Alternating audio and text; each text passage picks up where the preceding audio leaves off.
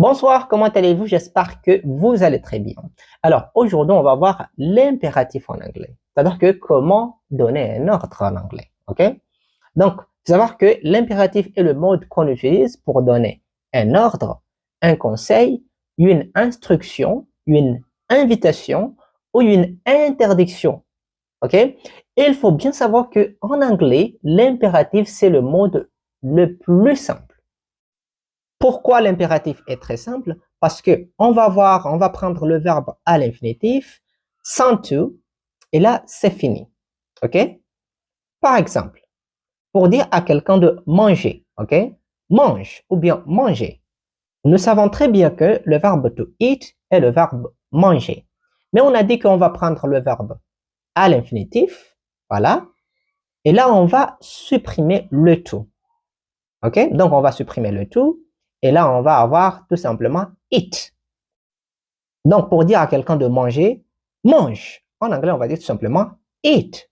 Eat. Mange. Voilà. Alors, maintenant, on va voir un autre exemple. Si on dit à quelqu'un ouvre. Ouvre. Comment on va dire ceci en anglais? Déjà, le verbe ouvrir en anglais est to open. To open. Et on a dit qu'on va faire quoi? On va tout simplement supprimer le to. Voilà. Et là, on va voir quoi?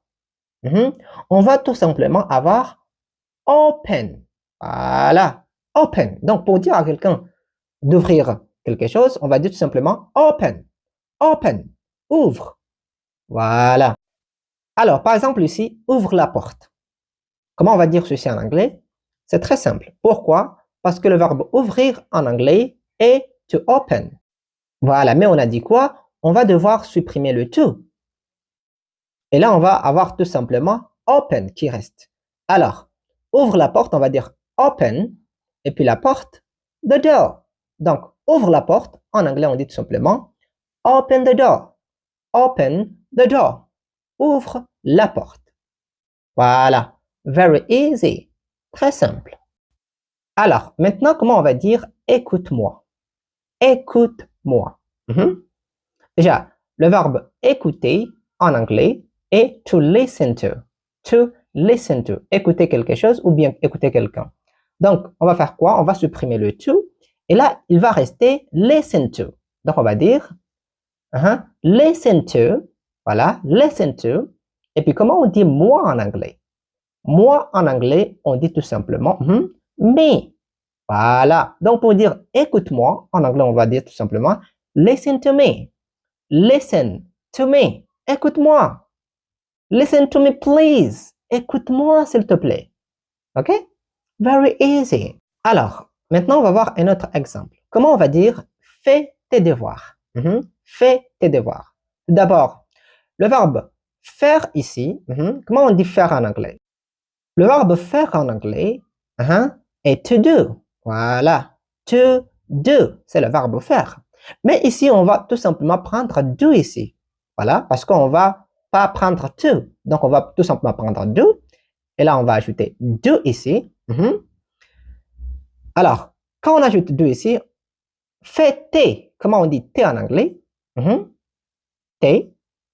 En anglais, on dit tout simplement yo. Yo. Et puis, devoir. Comment on dit devoir en anglais? Devoir en anglais, on dit tout simplement homework. Homework. Donc, pour dire fais tes devoirs, en anglais, on va dire tout simplement do your homework. Do your homework. Voilà. Et ici, attention, on voit que devoir au pluriel prend S en français. Mais attention, en anglais, homework ici ne prend jamais S. Donc, c'est toujours homework. Donc, ça, c'est quelque chose qu'il faut bien apprendre par cœur. Voilà. Alors, on va voir un autre exemple ici. Attends une minute. Attends une minute. Donc, ici, le verbe attendre ici, en anglais, c'est quoi le verbe attendre? C'est tout simplement le verbe to wait. To wait. Donc, ici, on va tout simplement prendre wait, parce qu'on a dit qu'on doit laisser to. Et là, on va voir ici, wait, attends. Wait, attends. Et puis, comment on va dire une minute? Comment on va dire une minute en anglais? Une minute en anglais, c'est tout simplement a minute. a minute. Ou bien on peut dire aussi 1 minute, 1 minute. Donc, attends 1 minute. En anglais, on va dire tout simplement wait a minute. Wait a minute. OK? Attends 1 minute. On dit minute. Attention, minute. OK? Wait a minute. Very good.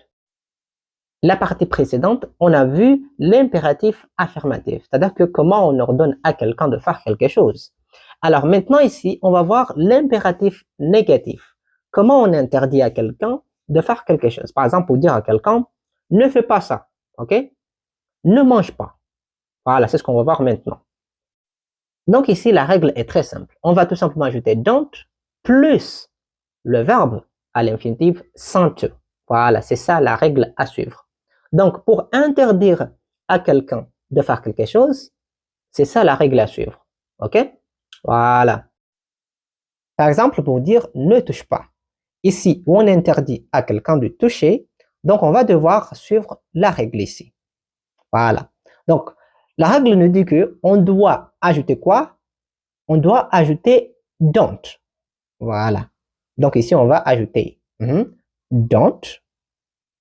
Et puis, après avoir ajouté don't, on va devoir ajouter le verbe en question. Le verbe à l'infinitif sans to. Voilà. Donc, c'est quoi, dans cette phrase, c'est quoi le verbe? Le verbe est le verbe toucher. Voilà. Alors, le verbe toucher en anglais est to touch. Voilà. To touch. Mais on nous a dit qu'on doit tout simplement prendre touch. On ne va pas prendre to. Voilà. Donc, on va dire don't touch. Voilà. Don't touch. Ne touche pas. Ne touche pas. Don't touch. Very good. Very easy. Alors, comment on va dire aussi n'oublie pas tes clés. N'oublie pas tes clés. Ici, on va suivre la règle. OK? Donc, on va commencer avec quoi? Avec don't. On va ajouter don't. Voilà. Plus le verbe sans to. Voilà, le verbe sans to. Alors, dans cette phrase, n'oublie pas tes clés, c'est quoi le verbe? Ici, c'est le verbe oublier. C'est quoi le verbe oublier en anglais? Le verbe oublier en anglais est to forget. Voilà, to forget. Donc ici, on va prendre tout simplement forget. Donc ici, pour dire n'oublie pas, on va dire tout simplement don't forget. Voilà, n'oublie pas, don't forget. Et puis, comment on dit tes clés en anglais? Tes clés, c'est très facile parce qu'on a dit que tes c'est you et puis clé c'est keys. Donc, pour dire n'oublie pas tes clés, on va tout simplement dire don't forget your keys. Don't forget your keys. Very easy. Alors, maintenant, comment on va dire ne sois pas en retard? Ne sois pas en retard. Déjà, ici, on va suivre la règle. Donc, on va commencer avec quoi? On va commencer avec don't, ici. Don't, voilà. Plus, on va ajouter quoi? Le verbe. Donc ici, le verbe en question ici est soit, ne sois pas. C'est soit. Et soit ici, c'est quel verbe? Ici, c'est le verbe être. Voilà. Et le verbe être en anglais est to be. Donc ici, on va tout simplement prendre be ici. Donc, on va dire quoi? Pour dire ne sois pas, on va dire don't be.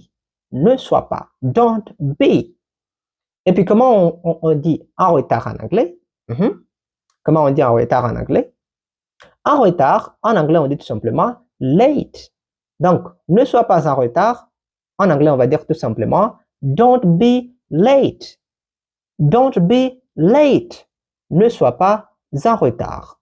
Voilà. Alors, maintenant, c'est à votre tour. Comment on va dire ne sois pas triste en anglais? Comment on va dire ne mange pas ça? Ne mange pas ça. Comment on va dire aussi n'ouvre pas la fenêtre?